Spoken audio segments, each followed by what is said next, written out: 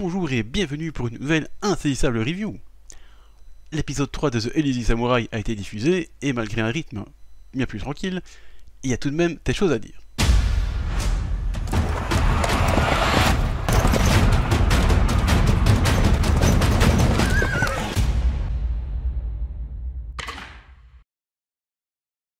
Dès le début de l'épisode, c'est déjà remarquable car Cloverworks met en scène une vue à la première personne dans des hautes herbes, mais en noir et blanc, avec des mouvements de caméra faisant penser que Tokiyuki se balance de gauche à droite. On voit ensuite le regard un peu vague, l'air aussi un peu perturbé par son combat contre Godine, et je trouve cet ajout particulièrement bien pensé, ça donne plus d'impact au précédent combat, qui semble avoir un peu secoué Tokiyuki, ce qu'on ne voit pas dans le manga. Ensuite, le petit discours de Yorishige sur comment gagner le jeu du démon qui va s'enclencher. C'est fidèle au manga, mais grâce aux moyens d'animation, avec la mise en scène et la musique, le passage est vraiment beau, j'ai beaucoup aimé. J'apprécie aussi que Cloverworks ait gardé le gag du sabre lancé par Tokiyuki et qui retombe dans les fesses d'un loup, faisant fuir Tokiyuki lui-même. C'était pas nécessaire au récit, mais ça fait plaisir quand même, et bien sûr, c'est très bien animé, c'est très rigolo. On voit Tokiyuki fuir au loin, sans aucun problème. Franchement, c'est assez drôle. Ensuite, la transition entre la fuite de Kamakura et l'arrivée à Suwa est encore une fois très bien pensée, avec une courte narration illustrée par une scène de style peinture japonaise d'époque, ainsi qu'une musique tout aussi d'époque. En tout cas, qui se veut d'époque, hein. Moi je ne connais pas grand chose, mais ça ressemble à des sonorités traditionnelles, je veux dire. Du coup, c'est beau, et en plus, c'est une transition efficace pour ensuite arriver sur un superbe coucher de soleil sur le domaine de Suwa. Encore une fois, la Cloverworks a mis tout son paquet pour nous faire un joli plan magnifique. Ensuite, la scène des pièges est un peu différente, parce qu'elle est mise en scène différemment, mais c'est par après que c'est fort joli avec la présentation du sanctuaire Suwa, qui d'ailleurs existe toujours, hein, dans la ville actuelle de Suwa, qui existe toujours aussi.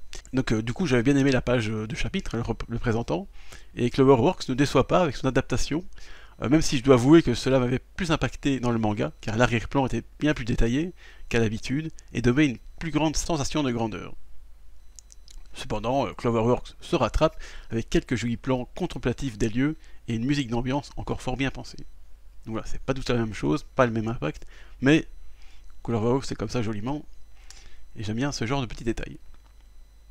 Du coup, Cloverworks change ensuite un peu la scène où Tokiyuki fuit les cours de Yorishige, et les trous que doivent creuser ses compagnons, hein, pour l'empêcher de fuir. Car ici on voit Yorishige attendre Tokiyuki pour lui donner cours. C'est pas spectaculaire, mais c'est un ajout sympa qui fait un peu passer le temps et qui rend la temporalité un peu des événements un peu correcte. Donc ça, encore un petit ajout tout à fait sympathique.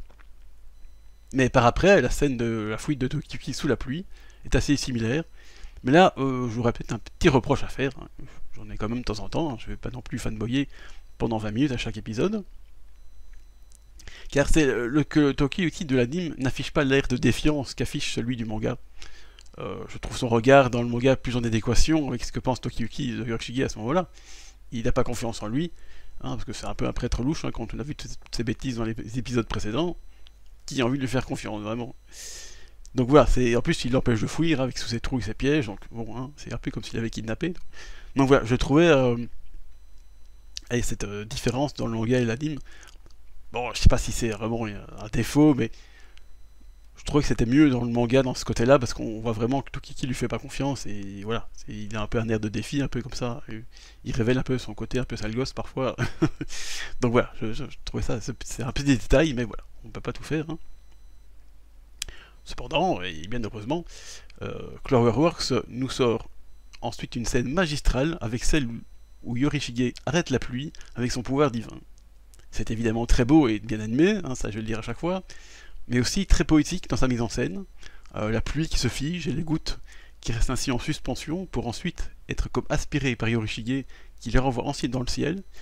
C'est vraiment magnifique, c'est vraiment d'une toute beauté, hein, je veux dire, le temps s'arrête un peu comme ça, comme la pluie, et où on voit un peu Tokiyuki jouer entre guillemets avec le... Ça fait un peu Disney comme ça, je trouve, les vieux Disney de Fantasia et tout ça. Donc voilà, franchement, c'est superbe. Et en plus, bien sûr, avec l'ajout de sons des cloches et d'une musique douce, parfaite pour l'occasion, franchement, la scène, je pense que c'est la meilleure de l'épisode, je pense, parce que c'est c'est pas un truc super épique avec des gros combats et 36 000 styles d'animation. Tout reste cohérent dans tous les trucs. Mais là, c'est beau, c'est un moment un peu contemplatif, un peu joli dans l'épisode. Hein, il fallait bien un rythme un peu moins soutenu que les deux premiers épisodes. Et là, Cloverworks fait ça parfaitement. Bravo. Encore une fois, moi, je suis épaté devant tant de talent et tant de talent de mise en scène, hein, parce que dans le manga, c'est aussi un peu spectaculaire, il y a des effets et tout ça, mais forcément, avec les moyens de l'animation, hein, donc l'animation, la mise en scène, le storyboarding, enfin, c'est un peu la même chose, les sons, les musiques, franchement, il y a moyen de sublimer la chose, et là, franchement, Cloverworks a sublimé la scène. Pourtant, c'est une case d'une demi-page, je pense, dans le manga. Et là, ils arrivent à faire un truc de presque 30 secondes, là, un peu plus, je pense. Tout à fait magnifique. Donc voilà. Merci Cloverworks une fois de plus. Après cette scène d'une poésie intense, la scène où la foule venue acclamer Yorishige, parce il les a acclamés pour faire que Tokiyuki lui fasse confiance, bon, c'est plutôt bon, hein, il n'y a pas grand chose à dire parce que c'est un peu la même chose. Mais il y a aussi une vue du derrière Tokiyuki, hein, qu'on n'a pas dans le manga. Et je trouve que c'est une bonne idée, parce que du coup, ça rend un peu la foule un peu plus impressionnante, on voit qu'il y a plus de monde. Donc pourquoi pas, parce que c'est vrai qu'il a besoin d'épater le gamin, et là je pense que c'est réussi. Bon, après la suite est pareille au manga, hein, mais la fin diffère, car quand l'enthousiasme des partisans de Yorishige s'envole, et que Tokiyuki crie à l'arnaque, hein, c'est très drôle autant dans le manga que dans l'anime d'ailleurs, Yorishige le ramène bien de force, encore une fois, quasiment pareil. Bon, forcément, ça bouge dans l'anime, c'est logique. Mais du coup, au lieu qu'on voit Tokiyuki mordre Yorishige pour se venger de le ramener de force, et bien ici, les deux compères tombent dans un trou destiné à empêcher Toki de fuir. Ce qui est cocasse, parce que là, c'est Yorishige qui se prend le piège. Du coup, ça n'a rien à voir avec la fin du chapitre. Mais je trouve que le gag fonctionne aussi. En plus, il arrive à passer les informations que donne le manga en même temps. Et voilà, ça reprend un gag précédent et ça le réutilise. Voilà, c'est pas non plus exceptionnel, mais voilà, je trouvais. Je sais pas pourquoi ils l'ont changé, parce que je pense pas qu'il y avait besoin de changer ça, mais voilà, ils l'ont fait, c'était très bien. Donc, on va pas s'en plaindre. Ensuite, on a le début du chapitre 5, où on voit Takoji demander à ce que ses partisans soient nommés à la cour de l'empereur Godaigo. Mais là, apparemment, Cloverworks en fait l'impasse, donc on ne le voit pas du tout. C'est étrange, mais je me dis que peut-être ce sera peut-être le début du prochain épisode, comme ils ont fait avec la fin du chapitre 3 dans l'épisode 2, qui n'est pas là, et qui l'ont mis du coup au début de cet épisode. Donc je pense que ce serait pas une mauvaise idée, hein, pour faire une petite intro avant de revenir à Suwa. Donc voilà, c'est mystérieux, et on verra la prochaine fois. Le reste est quant à lui bien présent, avec l'explication de Yorishige sur les partisans à rassembler. Hein, Cloverworks ont fait une petite animation schématique plutôt sympa, je trouve. C'est encore une excellente idée, car rester sur l'unique case du manga, on voit une case du manga avec des personnages qui se sont rassemblés, en anime ça n'aurait pas marché parce que du coup c'est statique, et donc du coup juste à entendre Yorishige, bon on se croirait dans un podcast et je suis pas sûr que ce serait une très bonne idée, donc c'est bien que Cloverworks fasse un petit truc qui bouge, comme ça on a le regard attiré par ces petits trucs qui bougent, et en plus c'est bien fait. Non, bon, que demander de plus. Après, Yorishige présente à nouveau les compagnons de Tokiyuki, hein, comme dans le manga, mais la manière est un peu différente parce qu'en fait, il y a un petit détail en plus. L'anime propose une espèce de mosaïque d'images présentant le personnage, hein. Donc voilà, je trouve ça plutôt sympa. Avant, forcément, d'arriver sur la salutation qu'on voit dans le manga. Mais voilà, encore une fois, c'était un bon ajout qui comble encore très bien le temps que Yorishige fasse ses présentations. Parce qu'encore une fois, dans le manga c'est facile, tu peux tout mettre les informations sur la case où tu vois le personnage saluer. Dans l'anime, ça pourrait, mais ça n'irait pas très bien, je trouve. Donc là, encore une fois, il faut combler les trous, et c'est bien fait. D'ailleurs, cette présentation se termine de manière assez épique, hein, avec une excellente référence à Dragon Ball et son Genki Dama. Je me disais pas t'es où celle-là. Pourtant, j'ai vu le manga, mais là, Cloverworks a décidé de changer un petit peu la référence, parce que Yusei Matsui avait lui-même fait une référence à Dragon Ball, hein, en parlant du cliché qui va devenir en fait ce qu'est l'histoire maintenant de l'Élysée Samouraï, toutes ces constructions avec des alliés, des machins, des trucs. Voilà, c'est marrant parce que du coup Yusei Matsui se moque un peu de lui-même, donc ça c'est marrant. Mais Cloverworks fait la même chose, mais ils ont dit que nous on allait encore faire mieux, donc ils ont surenchéri avec carrément une petite scène du Genki Dama, dans un style je trouve très Dragon Ball en plus, la boule de Genki Dama. Franchement ils ont eu les mêmes couleurs, la même animation, les mêmes... Enfin, franchement je suis impressionné par le niveau de fidélité du chose. Donc voilà, c'est vraiment... encore une fois, merci beaucoup Cloverworks. Et en plus, j'ai oublié de le dire, je trouve que la scène du Genki Dama, en plus, c'est très bien pensé, parce que, en plus de faire la blague et de la référence, et bien, en plus, je trouve que ça reste dans le thème de l'explication, parce que Tokiyuki doit emmagasiner des alliés, qui seront donc son énergie à créer un Genki Dama, pouvant vaincre alors le terrible Freezer Ashigaga. Alors oui, c'est pas tout à fait Freezer, mais voilà, c'est... Je trouvais l'idée, en fait, bien pensé. Alors, je sais pas si c'est voulu, mais je trouve qu'en tout cas, c'est bien pensé. Ensuite, là, ça se déroule à nouveau comme dans le manga, avec la proposition de Tokiyuki de jouer au jeu du démon, qui est bien vite refusé par ses compagnons, parce qu'ils savent très bien que s'ils jouent à ça, c'est Tokiyuki qui va filer au loin, et on le verra plus. Et, comme dans le manga, ses compagnons lui proposent des choses un peu plus étranges, donc voilà, on pense toujours que c'est Tokiyuki qui est un peu bizarre, mais je pense que ses compagnons sont pas mal aussi, hein. Du coup, s'ensuit la partie de chasse, hein, qui est elle fidèle au manga. Hein. Il manque juste les petites explications en fait historiques et un peu culturelles, j'ai envie de dire, de l'époque de Kamakura en tout cas. Et d'ailleurs, en fait, j'ai remarqué que c'était comme ça depuis le début. Dès qu'il y a des petites explications historiques ou culturelles, ici on parle des bêtes sauvages mangeurs de chair, parce que voilà, c'était la famine, donc les bestioles commencent à manger des humains. Et du coup, ça s'est transformé dans la culture japonaise apparemment en bestioles démoniaques. Mais ça, non, on n'en parle pas.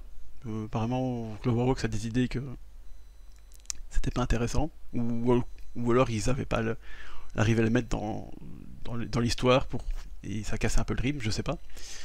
Mais je trouve ça un peu dommage, parce que je pense qu'ils auraient pu faire un espèce de flashback avec justement cette histoire, comme dans le manga, avec la case, qui explique un peu le truc. Ça n'a pas dû très longtemps, mais voilà. J'aurais aimé, mais bon, ils l'ont pas fait. Comme ils ont déjà fait tellement bien de qualité, alors, pas trop se plaindre, mais voilà. Comme quoi, j'ai de temps en temps des remarques à faire. Je ne suis pas 100% fanboy quand même. Voilà, donc ça c'est dommage, mais c'est pas fait.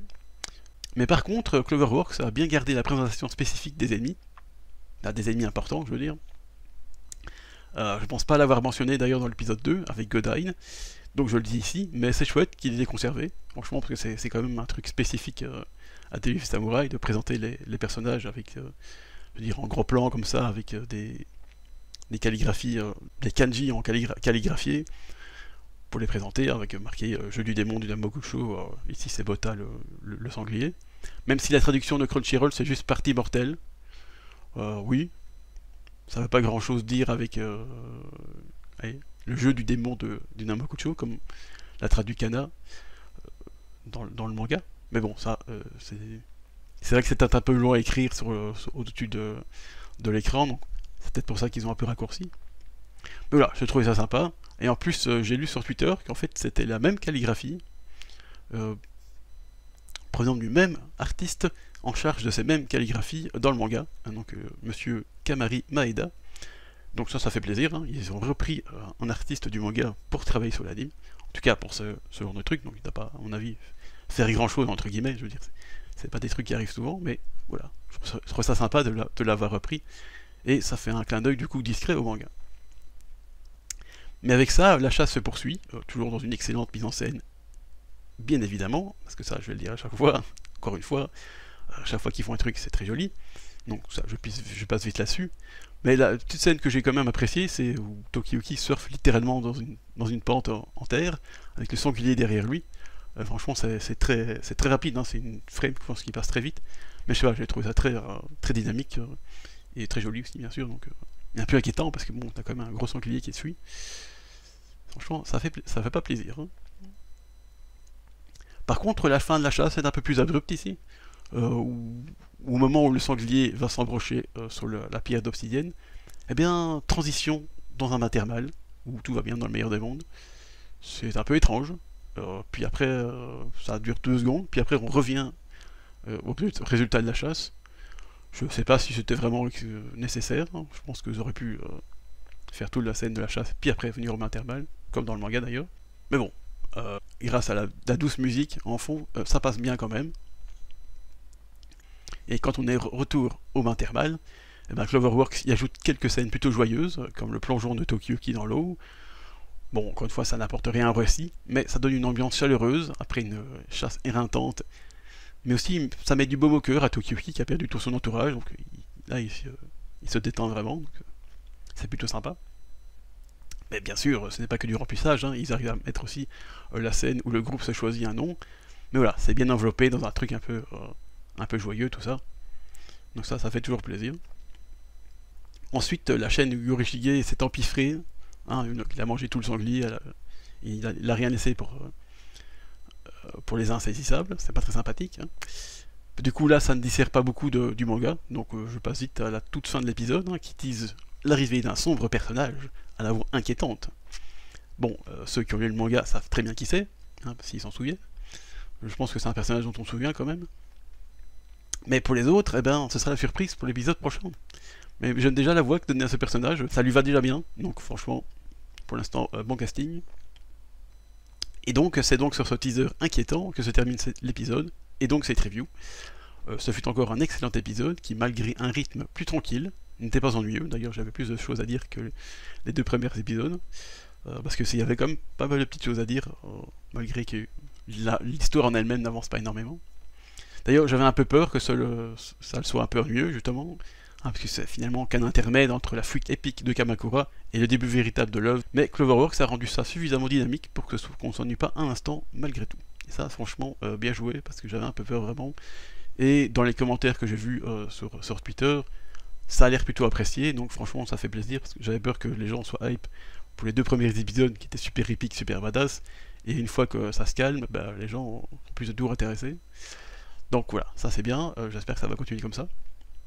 Sur ce, je vous dis à la semaine prochaine pour l'épisode 4, et à très vite pour le chapitre 165 du manga. Au revoir.